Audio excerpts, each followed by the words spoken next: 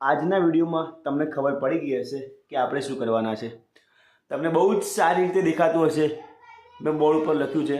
પહેલી લાઈન ના વાંચતા ઇગ્નોર કરજો, કારણ કે મારા એજ્યુકેશન રિલેટેડ છે. બીજી લાઈનમાં જુઓ, the story of great revolutionary Veer Savarkar.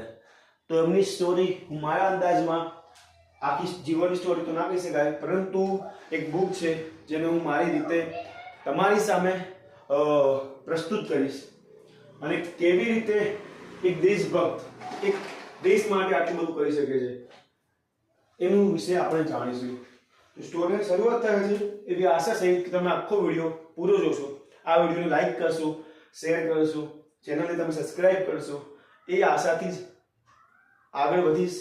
પણ આશા રાખું છું, તમે પૂરી કરો તો સારી વાત છે, નકર આપણો વિડીયો તો આગળ ચાલુ રહેવાનો છે. તો કોણ હતું વીર સાવરકર? શું છે એમની સ્ટોરી? અને કેમ મેં ગ્રેટ રિવોલ્યુશનરી મહાન ક્રાંતિકારી લખ્યું છે? કંઈક તો હશે ને એમના જીવનમાં જે આપણે કંઈ શીખવાનું હશે. તો આપણે શીખીશું. હવે ચિંતા શું કરો છો? ભલે તમારા પેરેન્ટ્સે તમને આ મહાન માણસ વિશે વાત નથી કરી, ભલે તમારા સ્કૂલમાં આ મહાન માણસ વિશે વાત નથી થઈ, પરંતુ બાપુ છે, ચિંતા કરવાની બિલકુલ જરૂર નથી.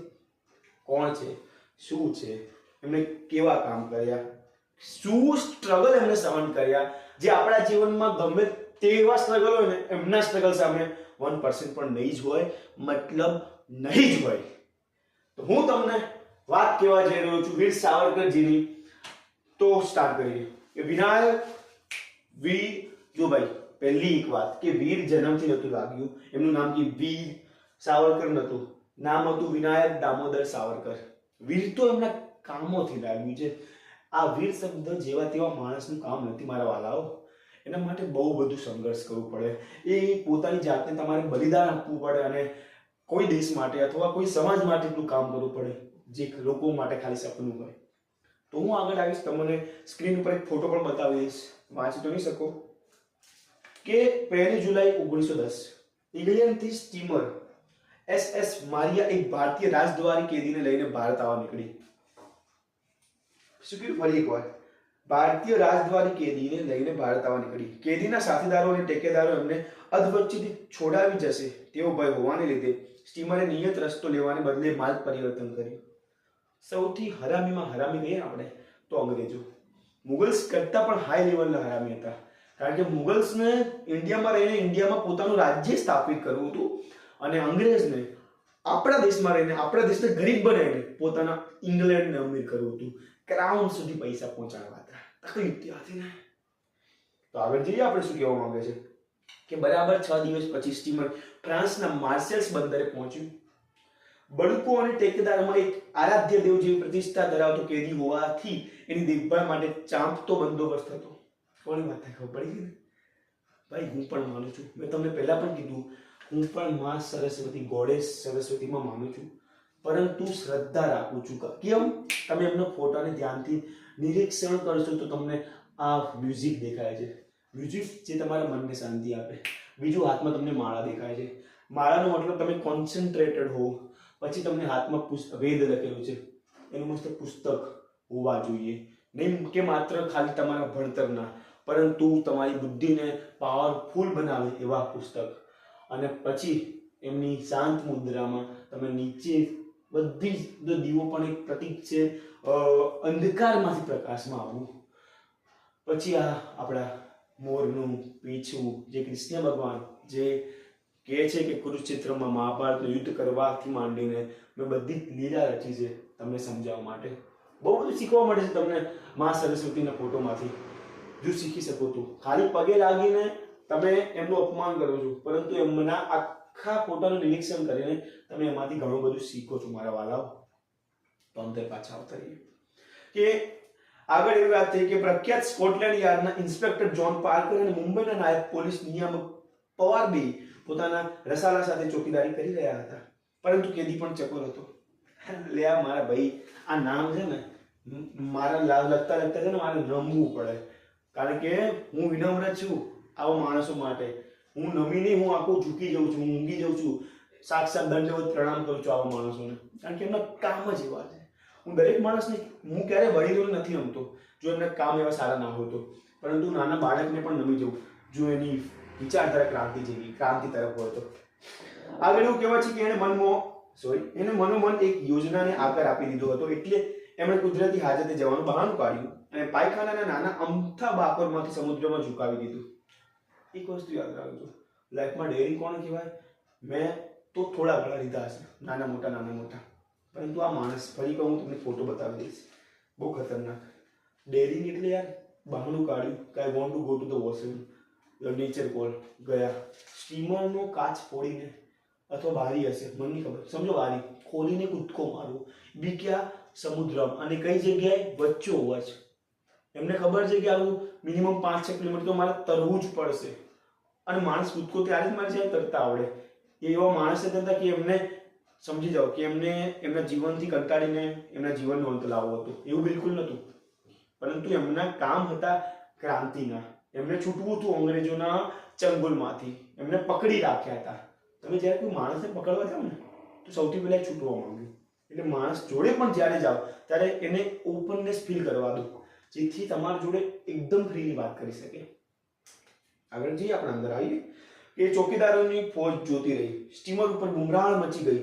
તરત જ ચોકીદારોની એક ટુકડીએ એમનો પીછો પકડ્યો, પરંતુ કેદી જબરો તરવૈયો હતો. મેં તમને કીધું હતું સ્વિમર. હું પોતે કહું, હજી મને નથી સ્વિમિંગ આવડતી, પરંતુ આવડે. અને આવી જગ્યાએ કૂદકો મારવો આવા રિસ્કથી નાના બાપનો ખેલ નથી મારો વાલા. એ સમુદ્રની વચ્ચોવચથી છેક ફ્રાન્સના મુક્ત દરિયાકાંઠે પહોંચી ગયો. કોણ?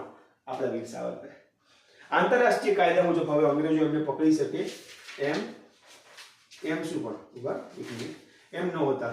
કારણ કે ભાઈ તમને ખબર છે, જેમ કે વિજય માલ્યા ભારતનું કરીને ઇંગ્લેન્ડમાં જઈને તે શાંતિથી બેસી શકે, કારણ કે ત્યાં આપણે વિજય માલ્યાની ગ્રેફતાર કરવાનો અધિકાર નથી. એવી રીતે નીરવ મોદીની વાત થાય, એવી રીતે કોઈ ક્રિમિનલ્સની પણ વાત થાય, પછી દાઉદ હોય કે ગમે તે, તમે એમની કોઈ બીજા દેશની હદમાં જઈને તમે તમારા દેશનો ગુનેગાર સાબિત કરીને લઈ ના શકો. આ rules and protocols, law and order આવી રીતે ચાલે. પાછો શું થયું કે પરંતુ લુચ્ચા અંગ્રેજ ચોકીદારોએ રોજ રાજદ્વારી કેદીને સામાન્ય ચોરમાં ખપાવી બુમરાણ મચાવી દીધી, અને આઝાદીના શ્વાસ લેતા જરાકમાં ચૂકી ગયેલો એક સિંહ પુરુષ ફરીથી પાછી પુરાવ્યો. મને પણ જીવનમાં એક સપનું છે કે અંગ્રેજોને આપણે ગુલામ બનાવીએ. સપનું તો રાખવું જ પડે. જો આપણે એમના 250 વર્ષ ગુલામ રહ્યા, હું તો નહોતો, તો આપણે એમને ના બનાવી શકીએ. ખાલી બુદ્ધિ જ નો ઉપયોગ કરવાનો છે ને. Everything is possible if you are intelligent. સાચું. પરંતુ યાર એ લોકો આપણા કરતાં ડબલ ઇન્ટેલિજન્ટ છે. એ લોકોને ગુલામ બનાવશું તો એ લોકોને તરત ખબર પડી જશે. એ આપણા જેવા અતિશય ધાર્મિક માણસ નહોતા. ધાર્મિક બહુ સારી વાત છે. મેં તમને શું કીધું? અતિશય ધાર્મિક માણસ નહોતા. કારણ કે અતિશય આવે એટલે અંધશ્રદ્ધા આવે, અને ધાર્મિક હોય તો શ્રદ્ધા આવે. ત્યાં સવાલ ઉત્પન્ન થાય, અને ત્યાં જવાબ મેળવવા માટે આપણે કામ કરીએ. આગળ વધીએ કે સમુદ્રની વચ્ચોવચથી પાયખાનાના બાકોરમાંથી છેક દરિયા કિનારા સુધી તરીને પહોંચવાના જબરદસ્ત સાહસિક કારનામાને લીધે આ રાજકીય કેદીની નોંધ વિશ્વભરના અખબારોએ લીધી. ભાઈ, ડેરિંગ કરું તો આવું કરું. કોઈ છોકરીને પ્રપોઝ કરીને કઈ તમને મળી ગયું હાનો જવાબ, તો તમે જીવનમાં ખુશહાલ મનાવશો, એને ડેરિંગ ના કહેવાય. હલાવો તમે આઈ થિંક રોડ ઉપર જઈને બૂમો પાડો, ગાળો બોલો, અને કોઈ વિડીયો ઉતારે તમે ટ્રેન્ડિંગમાં આવો, એને ભાઈ ડેરિંગ ના કહેવાય. તમે રોડ ઉપર ડાન્સ કરો અથવા એવી જગ્યાએ ડાન્સ કરો જ્યાં તમે લોકો જોવે, એને પણ ડેરિંગ ના કહેવાય. ડેરિંગ આને કહેવાય. ખબર છે અંગ્રેજોને ચંગુલમાં છે માણસ, તો પણ સ્ટીમરની બારીમાંથી કે ચાલો કાચ ફોડીને એવી જગ્યાએ કૂદવું જ્યાં તરવાના પણ 5-6 કિલોમીટર સુધી તમને જગ્યા ના મળે, તો પણ કૂદવાનું અને પાછું પકડે જવું. એ તો ચલો અંગ્રેજોની કૂટનીતિ જે માનવે. અને પછી યાર અખબારમાં આવવું, આને કહેવાય નામ, આમ શું કહેવાય, પેલું કહેવાય ને જબરું ડેરિંગ, અને અખબારમાં નામ આવે ડેફિનેટલી. કેમ ના આવે? હું જ કહું આવું જોઈએ કે મહારાષ્ટ્રના નાસિક પાસે એક નાનકડું ગામ છે ભગુર. એ સાવરકરનું વતન. વર્ષ 1883ની 28 મેના રોજ ત્યાં વિનાયકનો જન્મ થયો. મને એવું થાય ખરેખર યાર કે ઈશ્વર છે ને ઘણા માણસને, આમ હું એવું નહીં માનતો, પણ ઘણી વાર એવું થાય કે આવા માણસને જોઈએ કે ઈશ્વરે આમનામાં એવું કંઈક તો મૂક્યું છે જે બધામાં નથી. બધાનું કામ ડેરિંગ કરવાનું નથી યાર, પણ જ્યારે આવા માણસ ડેરિંગ કરે ત્યારે એવું થાય ને યાર જબરદસ્ત, અને યાર ગર્વ થાય. પિતા દામોદર પંત સંસ્કૃતના પ્રકાર પંડિત. જે સંસ્કૃતને જાણે ને એ હંમેશા લડી શકે. તકલીફ પણ ત્યાં છે ને કે આપણા દેશમાં સંસ્કૃતને દબાઈ દેવામાં આવે છે અને અંગ્રેજીને ઉપર લાવવામાં આવે છે. એટલે આપણે અંગ્રેજોને બહુ મહાન માનીએ છીએ, એટલે આપણે ધોળી ચામડી ગમે છે. પરંતુ આપણા દેશનું જ્યારે દર્શન વાંચું, ત્યારે ભારતીય ફિલોસોફી વાંચું ને, હું ગેરંટી મારીશ તમને કોઈ દેશની ફિલોસોફી પછી વાંચવાની જરૂર નહીં પડે, કારણ કે આપણા દેશની ફિલોસોફી એટલી મોટી છે, દર્શન એટલું મોટું છે આપણા દેશનું કે આગળ કે હું આધુનિક અંગ્રેજ શબ્દનો અભ્યાસ પણ કરેલો, પણ એમને અહીં તો પ્રાચીન ભારતની સંસ્કૃતિ અને સિદ્ધિઓ વસેલી. મેં તમને કીધું, I also taken the education from the great university like Harvard, but I always believe the education from the Nalanda and from the Takshila. પ્રાચીન always great, modern also great, but কিন্তু પરંતુ પ્રાચીનમાં બહુ પાવર છે, મોડર્નમાં આવતા વાર લાગે ને યાર. એ મૂળથી બનીને એવું ઝાડ બની ગયું છે કે ઝાડને કાપવાવાળું કોઈ માયકેલાર પેદા નથી થયું. મોડર્નને તમે સાબિત ખોટું કરી શકો, પ્રાચીનને અઘરું પડે. આગળ કે મૂળ સાવરકર કુટુંબ એ રોહિરા નામના એક નાનકડા ગામનું જાગીરદાર કુટુંબ હતું. પછી માતા રાધાબાઈ ખૂબ જ ધાર્મિક. મેં કીધું ને, ધાર્મિક બહુ સારી વાત છે, પણ ધાર્મિકતામાં શું, જો રામાયણ, મહાભારત, ભગવદ્ ગીતા જેવા ધર્મગ્રંથોનો દરરોજ પાઠ કરે. પાઠ કરવો, જાણવું, શું શીખવાડે તમને? ધર્મ યુદ્ધ કરતા શીખવાડે. ખોટું ચલાવી નહીં લેવાનું, ક્યારેક પણ નહીં ચલાવવાનું, પોતાનું હકનું માંગવાનું અને લઈ લેવાનું, ઓછામાં ઓછામાં સંતોષ કરવાનું, પણ બિલકુલ ના મળે તો લડી પણ લેવાનું. આ બધું શીખવાડે છે આપણને આપણા ધાર્મિક ગ્રંથો. એમાં પણ થોડો અપ્સ એન્ડ ડાઉન્સ તો રહે છે, પરંતુ યાર કંઈક તો સમજવું પડે ને, શીખી લેવાનું, શીખવા જેવું, બાકી અવોઇડ કરવાનું. એવું નહીં કે બધું જ કે મહાભારત, રામાયણના હું A to Z topic follow કરીશ, એવું બિલકુલ નહીં. પરંતુ જે શીખવા જેવું છે બિલકુલ શીખી લેવાનું. કે આગળ જઈએ તો પોતાના બાળકોને એ ધર્મગ્રંથોની પ્રેરણાત્મક વાતો કહે, એના વિવિધ પાત્રોનો પરિચય કરાવે. કોણ ભીમ, કોણ અર્જુન, કોણ સહદેવ, કોણ નકુલ, કોણ યુધિષ્ઠિર, આ બધી જ બાબતોનો તમને પરિચય કરાવે. એની સાથે સાથે છત્રપતિ શિવાજી મહારાજ, મહારાણા પ્રતાપ, મુત્સદી, શ્રીમદ પેશવા અને એવા અનેક ભારતીય સપૂતોના પરાક્રમોની કથા કહે. ડેફિનેટલી મને મારા ઘર દ્વારા કહેવામાં નથી આવી, પરંતુ મને જાણવાનો એટલો શોખ હતો, તો મેં પણ એવા બુદ્ધિશાળી માંડી બળશાળી બધાની સ્ટોરી વાંચી. અને આના કારણે મારા શબ્દોમાં તમને ભાર દેખાતો હશે, અને આના કારણે મારા ચહેરા ઉપર તમને કોન્ફિડન્સ દેખાતો હશે. આ ભાઈ ધીરે ધીરે આવે, જલ્દી ના આવે. આના માટે તમારે સમજવું પડે કે આ માણસ પાસે એવું શું હતું જે આપણે પણ વિકસાવી શકીએ છીએ, પરંતુ એના માટે ધીરજ જોઈએ મારા વાલા. આગળ જઈએ આપણે કે નાની ઉંમરના બાળકોને તો આવી વાતોમાં ખાસો રસ પડે, ડેફિનેટલી, કેમ ના પડે? પણ એમને એ વખતે ક્યાં ખબર હતી કે આ રીતે માતા એનું ચારિત્ર ઘડતર કરી રહી છે. મને મારા માતા તરફથી ગુસ્સો મળ્યો છે વારસામાં, ખતરનાક, પરંતુ એમનો ગુસ્સો ખોટી દિશામાં છે, મારો ગુસ્સો એકદમ સાચી દિશામાં છે. કારણ કે ગુસ્સો બધાની પાસે હોય, પરંતુ એનો ઉપયોગ ક્યાં કરવો એ બધાને ખબર નથી હોતી. અને એ ગુસ્સાની એનર્જીને તમે ખોટી જગ્યાએ યુઝ કરો તો તમે જ બરબાદ થાવ છો, પરંતુ એ ગુસ્સાની એનર્જીને તમે સારી અને સાચી જગ્યાએ ઇન્વેસ્ટ કરો તો તમે પાવરફુલ બનો છો મારા વાલા. આગળ જઈએ, આપણે શું કહેવા માંગે છે કે દામોદર પંતને 4 સંતાન, 3 દીકરા અને 1 દીકરી. પણ પેલા હતું થોડું ઘણું એવું બધું, કારણ કે યાર અંગ્રેજનો કાળ, ખબર છે 3-4 છોકરા તો ક્રાંતિકારીમાં ડૂબી જ જવાના છે. એટલા માટે પાછળ પીઠબળ તરીકે મા બાપની ઘડતરમાં કોઈ સાચવવા માટે જોઈએ. અત્યારે એવું ના ચાલે, પેલા હતું કે સૌથી મોટા ગણેશ અને પંત, બીજા વિનાયક, ત્રીજા બહેન મેના અને સૌથી નાના નારાયણ. બાળપણથી જ વિનાયક સૌ ભાઈ ભાંડવોમાં નોખો તરી આવતો, ક્યારેક એના સ્વભાવથી, ક્યારેક એના કામથી. ઓફકોર્સ યાર, અડધા માણસ તમને પહેલેથી દેખાઈ આવે કે નહીં આનામાં કંઈક તો એવું છે જે કરી બતાવશે. મને પણ ઘણા બાળકોને જોયું થાય કે આનું જો આને ખરેખર ઇન ફ્યુચર સાચી દિશા મળી ને તો યાર આજે ને ફોડી કાઢશે. એટલે કોઈનું માથું નહીં, પરંતુ એ ફિલ્ડમાં ગમે તે ફિલ્ડમાં છે ત્યાં ફોડીને આવશે, ત્યાં એને કોઈ પછાડવા વાળું નહીં હોય. પરંતુ એના માટે હું અત્યારે કામ કરું છું ને, મને ખબર છે મારા વિડીયો જોશે અને કંઈક શીખશે અને કંઈક સમજશે.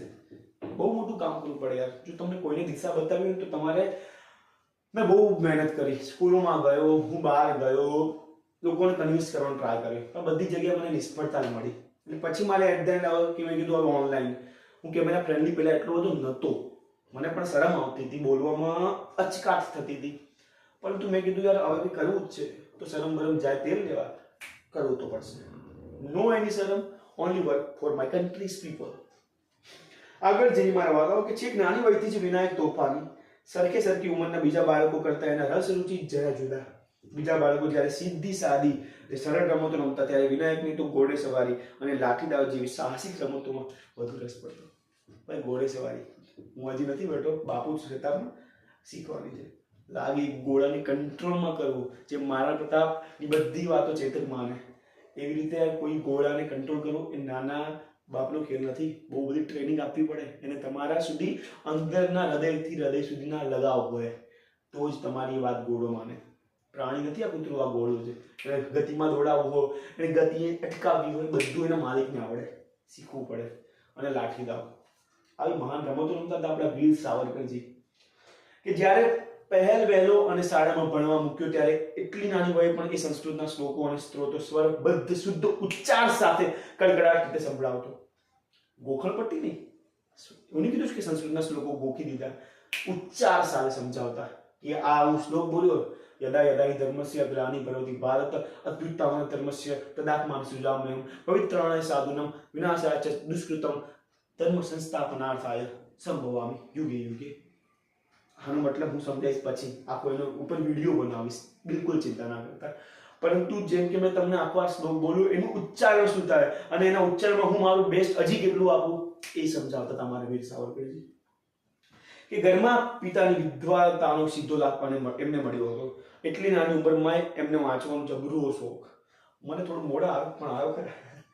चलो फिर क्या शाम का सुबह का बोला शाम को बता जाए तो उसको भुला नहीं कहते.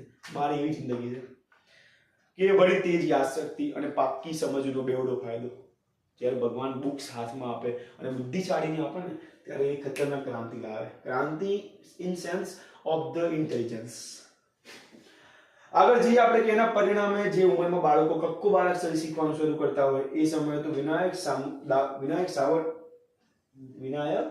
સાવરકરજીએ શું કર્યું, એમને કાવ્યો ઉપર હાથ પર અજમાવી લીધો હતો.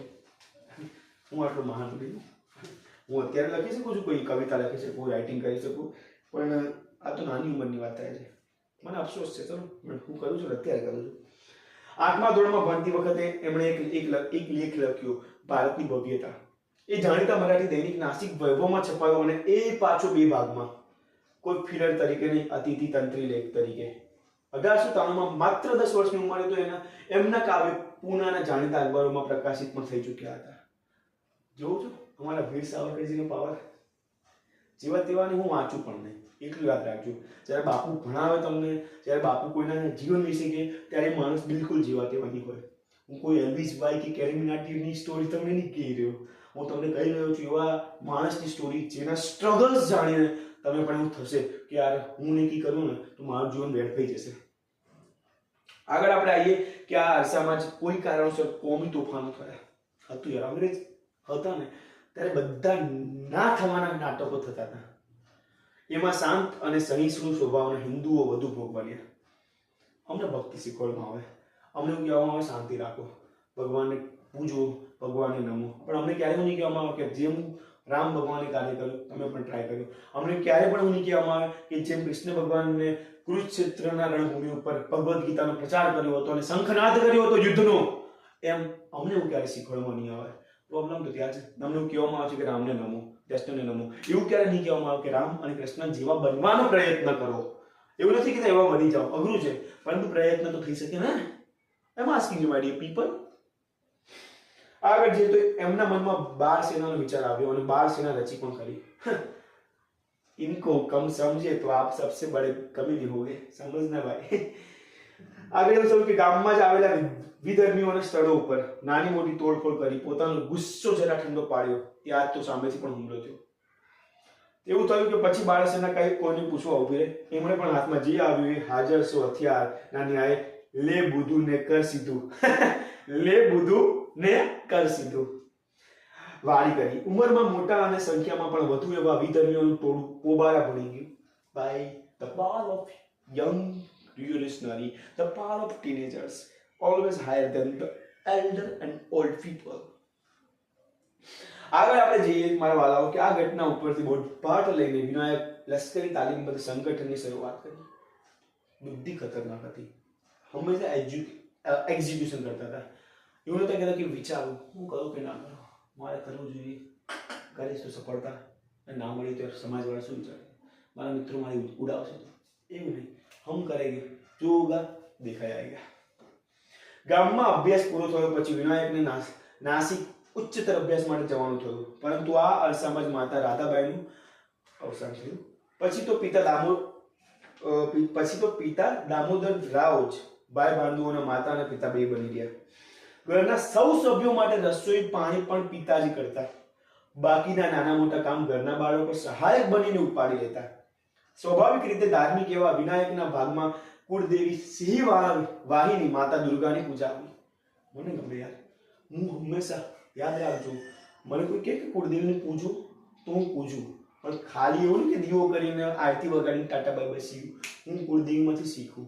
જે મારા કુળદેવી ચામુંડામાં છે એમાંથી હું શીખતો હોય કે આ સિંહજી કેમ અને કેમ ચંડમુંડ ચામુંડ તરીકે ઓળખાય છે. એમને રાક્ષસોનો નાશ કર્યો તો હું પણ એમનો જ સેવક થયો ને. હું કેમ ના કરી શકું?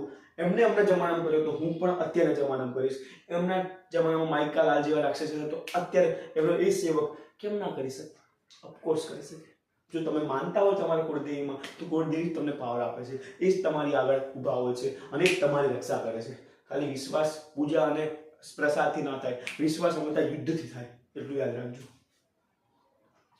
હું તમને એવું કહું આગળ કે શું હતું, વિનાયકને તો ભાવતું હતું ને પિતાજીએ કીધું. પછી તો આજીવન વિનાયકની સાથે માતા દુર્ગાની પૂજા અર્ચના એક નિત્યક્રમ તરીકે ગુંથાઈ ગઈ. ઓફકોર્સ તમે જીવનમાં જે પૂજવા યોગ્ય હોય એમને પૂજો 15-20 મિનિટ, અડધો કલાક, અને એમના જીવનમાંથી કંઈક શીખો તો જ પૂજા નીવડે. અધરવાઇઝ ખાલી પૂજા કરી આ મન શાંત રાખી દીધું, મન ક્યારે શાંત રહેતું જ નથી. યાદ રાખજો, મનને શાંત થોડી વાર કરી શકે, બાકી 24/7 એને ઉત્તેજન ગમે છે. પણ એ ઉત્તેજન સારી દિશામાં હોવું જોઈએ, નકર વિધ્વંસ થઈ જાય, ખોટું વિધ્વંસ થઈ જાય. આગળ આપણે જી મારવાળો તો પછી તો શું, પછી તો વિનાયકને જે કાંઈ કહેવું હોય એ માતા દુર્ગા આગળ કોઈ પણ પ્રકારના સંકોચ કે શરમ કહી દેતો. હંમેશા બાળક માતા આગળ જ કે, અને માતા હંમેશા જવાબ આપે. હું પણ મારા કુળદેવી આગળ બધું કહી જઉં કે હું આ કરવાનું છું, તમે સાથ આપજો. અને એવું જ કહું કે તમારે સાથ આપવાનો છે. હું તમારું જ બાળક છું ને, અને તમારા બાળકને હાનિ પહોંચે તો મને સહન નહીં થાય. હું તમારા પર વિશ્વાસ નહીં મૂકું. પછી મારી પણ આવી જ વાતો ચાલતી હોય મારા કુળદેવી જોડે, બિંદાસ ઓપન વાતો. એ સમયે દેશની પોતાની આસપાસની પરિસ્થિતિ જોઈને વિનાયક એટલો બધો વ્યતીત રહેતો કે જ્યારે ધ્યાન ભજન કરતો હોય ત્યારે પણ એ પરિસ્થિતિની યાદ આવ્યા વગર રહેતી નહીં. પરિણામે માતા દુર્ગા સામે એ પોતાની વેદના ઠાલવી દેતો. મનોમન એણે એક સંકલ્પ કર્યો કે દેશ કાજે શહીદ થનારા દેશભક્તોની કુરબાની વ્યર્થ નહીં જાય. હું પોતે એમનું અધૂરું કામ પૂરું કરીશ. સર્વસ્વનું બલિદાન આપવું પડે કે મારી જાતનું હોમી દેવી પડે તો પણ હું એમાંથી પીછેહટ નહીં કરું. આ મારી પ્રતિજ્ઞા છે. મારી પણ એવી જ છે. અમને જેટલી મહાન નથી, પરંતુ હું પણ મારું બને તેટલું મારા દેશ માટે, મારા દેશના ક્રાંતિકારીઓએ જે કામ કર્યું હતું ભૂતકાળમાં એને વર્તમાનમાં લાવવાનું ટ્રાય કરીશ અને એમના જીવન વિશે તમને જણાવવાનો સંપૂર્ણ પ્રયાસ કરીશ, જેથી તમે પણ એટલા જ પાવરફુલ બનો જેટલા આ લોકો હતા. કારણ કે વાત ડેરીની જ છે ને, વાત કરેજની જ છે ને. જો તમારી અંદર હિંમત જ નથી કોઈના સામે અવાજ ઉઠાવવાનું, અવાજ સત્ય માટે ઉઠાવવાનું, તો તમે વાહિયાત સ્ટુડન્ટ કહેવાઓ, તમે બકવાસ કેવા માણસ તરીકે જો તમે સત્ય માટે નથી લડી રહ્યા. આગળ જઈ મારા વાલાઓ કે વર્ષ 1857માં લડાયેલા ભારતના પહેલા સ્વાતંત્ર્ય સંગ્રામને નિષ્ફળ ગયેલા લગભગ 2.5 દાયકા વીત્યા પછી, 1 દાયકો 10, 2 એટલે 20 અને 2.5 એટલે 25 વર્ષ સમથિંગ વિનાયકજીનો જન્મ થયો. છતાં એને સ્વતંત્ર પ્રાપ્તિ તીવ્ર ઝંખના હતી. આપણે ચલો ભગવાનની દયાથી આમના જ કામના લીધે અત્યારે ઓપનલી ઇન્ડિપેન્ડન્ટલી ફરી શકીએ છીએ. જો તમે જ વિચારો હજી પણ આપણે અંગ્રેજના ગુલામ હોત તો યાર બહુ પ્રોબ્લેમ હોતા ખરેખર. એ સંસ્કારને લીધે જે લગભગ પહેલા સ્વાતંત્ર્ય સંગ્રામની નિષ્ફળતાના 41 વર્ષ પછી પોતાની 15-17 વર્ષની ઉંમરે વિનાયક સ્વાતંત્ર્ય દેવીના ચરણે પોતાનું સર્વસ્વ હોમી દેવાની શપથ લે છે. એટલે ભારતમાં હું તમારો સપૂત છું અને હવે મારે તમને આઝાદી આપવા માટે જે કરવું પડે હું કરીશ. વધારે છેલ્લામાં છેલ્લે હું મૃત્યુ પામીશ ને એ પણ હું સહન કરીશ અને હસતા કરીશ. કારણ કે અમે ક્રાંતિકારી છે. તમારા માટે અમારો જીવ આપવો, એક મા માટે બાળક એનો જીવ કેમ ના આપી શકે? ડેફિનેટલી આપી શકે. એનું તાત્કાલિક કારણ બને છે એક પ્રસંગ, અને એ પ્રસંગ હું આગળના વિડીયોમાં કહીશ. કારણ કે યાર વિડીયો લાંબો થઈ જશે. તમે જોશો આખો નહીં જોવો મને બિલકુલ નથી ખબર, પરંતુ તમે જો અહીંયા સુધી પહોંચી ગયા હોય, મહાન ક્રાંતિકારી વિનાયક દામોદર સાવરકરજીની હજી સ્ટોરી બહુ બાકી છે, તો મને એક લાઈક આપજો, જેથી મને ખબર પડે તમે અહીંયા એક કહો છો કે હું અહીંયા સુધી પહોંચી ગયો છું, જેથી મને આઈડિયા આવે કે તમે મારી વાર્તામાં કેટલા ઇન્ટરેસ્ટેડ છો. મારી એટલે હું તો ખાલી એક કેવું ને વક્તા કહેવાઉં, કામ તો આમનું છે. તમને ગમે તો લાઈક કરજો, બીજાને શેર કરજો, જેથી ખબર પડે કે આપણા દેશમાં આવા લોકો પણ હતા જે અત્યારે લોકોના આંખમાંથી ભૂલાઈ ગયા છે. ચેનલને સબસ્ક્રાઇબ કરજો, કારણ કે હજી આ કામ બહુ મોટી ગતિથી ચાલવાનું છે. મારે તમારો સપોર્ટ બહુ જોઈશે. સપોર્ટ એટલે સબસ્ક્રાઇબથી કરો, શેરથી કરો, લાઇકથી કરો. બીજું તો હું તમારા જોડે કંઈ નહીં માંગી શકું. બાકી તમે હંમેશા ખુશ રહો, આનંદિત રહો, ખુશીઓ ફેલાવતા રહો, સાચા માટે હંમેશા લડો, અને બસ બીજું કંઈ નહીં કહું. Bye and love you all. આશા છે કે તમને મજા આવી હશે.